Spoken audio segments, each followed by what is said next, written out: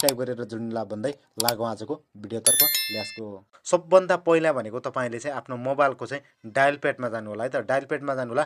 Dial प्याडमा गइसकेपछि तपाईँले यहाँ चाहिँ टाइप गर्नुपर्ने हुन्छ *444# गर्नु होला। तपाईँले *444# गरेर त्यसपछि तपाईँले यहाँ चाहिँ नमस्तेको सिमबाट डायल गरिदिनु होला है त।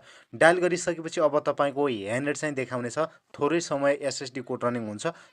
ओके, अब यहाँ चाहिँ देख्न सक्नुहुन्छ 4वटा अप्सन देखाएको छ, देख्न सक्नुहुन्छ। एकमा भनेको छ एक्टिभ 4G भनेको छ, 2 नम्बरको भनेको एक्टिभ भोल्टा रहेको छ, यो पनि त्यति हामीलाई काम छैन अहिलेको लागि, र 3 नम्बर पनि डिएक्टिभ भोल्टा हो, र 4 नम्बरमा देख्न सक्नुहुन्छ जुन हामीले चाहिँ अटोमेटिक डाटा सकिसकेपछि ब्यालेन्स काट्ने सिस्टमलाई हटाउनको लागि यही 4 नम्बर अप्सन हो। र तपाईँको यहाँ चाहिँ लेखेको छ इनेबल डिसेबल पेजी भनेको छ, PAYG भनेको छ, देख्न सक्नुहुन्छ। अब यसमा के छ भने 4 नम्बरको अप्सनमा इनेबल पनि गर्न मिल्छ र डिसेबल पनि गर्न मिल्छ है त। त्यसैले अब तपाईँले यहाँ तलनिर चाहिँ 4 टाइप गर्नु पर्यो है त। जस्तो यहाँ चाहिँ 4 तपाईँले चाहिँ टाइप गर्नु होला। 4 टाइप गरिसकेपछि तपाईँको यहाँ चाहिँ सेन्डको अप्सनमा आएर सेन्ड गरिदिनु होला। सेन्ड गरिसकेपछि यहाँ चाहिँ फेरि एउटा अर्को अप्सन खुल्छ। चाहिँ 3वटा अप्सन दिएको छ है त। यहाँ चाहिँ दिएको छ, देख्न सक्नुहुन्छ data pay as you go pay G भनेको छ। अब तपाईँको 1 नम्बरमा रहेको छ डिसेबल।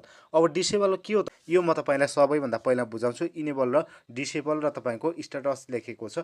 अब डिसेबल भनेको तपाईँको के हो भनेपछि तपाईँले जस्तो प्याक तपाईँको डाटा प्याक सकिसकेपछि अटो पैसा काटिँदैन भनेपछि तपाईँले डिसेबल गर्दाखेरि तपाईँको डाटा प्याक छ मोबाइलमा, तपाईँको अब ब्यालेन्स पनि छ भने त्यो अटो पैसा काटिँदैन, यो तपाईँले डिसेबल गर्नुभयो भने। त्यसपछि अब इन्टरनेट तपाईँको चल्दैन, त्यति बेला अब तपाईँको चाहिँ यो गर्नुभयो भने चाहिँ डिसेबल गर्नुभयो भने इन्टरनेट चल्दैन, फेरि प्याक नलिँदासम्म चल्दैन, यो एकदमै बेस्ट भयो। त्यसपछि अब यहाँ चाहिँ 2 नम्बरको दिएको छ इनेबल भनेको छ। अब यो के हो त, यो पनि बुझौँ है त। धेरैले चाहिँ इनेबल गर्नुपर्छ होला, बुझ्छन् होला, तर इनेबल गर्ने होइन, हामीले भनेको डिसेबल गर्ने है त 2 नम्बरमा। अब इनेबल भनेको चाहिँ डाटा सकिसकेपछि पनि मेन ब्यालेन्सबाट चाहिँ पैसा काटेर नेट चलिरहन्छ, यसलाई भन्छ इनेबल भन्छ। हामीले इनेबल चाहिँ गर्नु हुँदैन है त। यही कारणले चाहिँ अटो प्याक डाटा पैसा काटियो जस्तो देखिन्छ भनेको छ।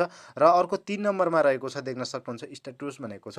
यो भनेको तपाईँको के हो भने अहिले इनेबल छ कि छैन अथवा डिसेबल छ भनेर चाहिँ चेक गर्ने तरिका हो है त। जस्तो अहिले हामी तपाईँलाई म सुरुमा अब 1 नम्बरमा त हामीले चाहिँ डिसेबल गरिदिन्छौँ। डिसेबल गरिसकेपछि 1 हामी टाइप गर्छौँ है त। जस्तो 1 मैले टाइप गरेँ, यसलाई हामीले चाहिँ डिसेबल गर्ने, अटोमेटिक हाम्रो पैसा कट्दैन, त्यसैले 1 टाइप गर्ने।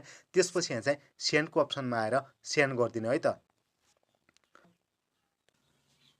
यहाँ देख्न सक्नुहुन्छ अब हाम्रो चाहिँ यहाँनिर चाहिँ your pay data service disable anti भनेको छ। यसरी अब तपाईँको चाहिँ डिसेबल चाहिँ भइसकेको छ। अब हामीले चाहिँ डाटा तान्यौँ, जस्तो हाम्रो मोबाइलमा ब्यालेन्स छ, त्यो डाटा सकिए पनि अब ब्यालेन्स काट्दैन। यसरी तपाईँले चाहिँ अब तपाईँको चाहिँ डिसेबल गर्न सक्नुहुन्छ। र अब हाम्रो डिसेबल छ कि छैन भनेर चेक गर्नको लागि फेरि त्यही गर्नु *444# गर्नु होला। त्यही स्टेपमा जानु होला। लास्टको स्टेपमा गएर हामीले 3 नम्बरको अप्सनलाई चेक गर्छौँ है त। इनेबल छ कि डिसेबल छ चेक गर्नको लागि हामीले 4 नम्बरको अप्सन टाइप गरेँ। त्यसपछि यहाँ चाहिँ सेन्ड गरिदिएँ। सेन्ड गरिसकेपछि मैले अब के गर्छु त, यहाँ चाहिँ 3 नम्बरको अप्सनलाई यहाँ चाहिँ देख्न सक्नुहुन्छ।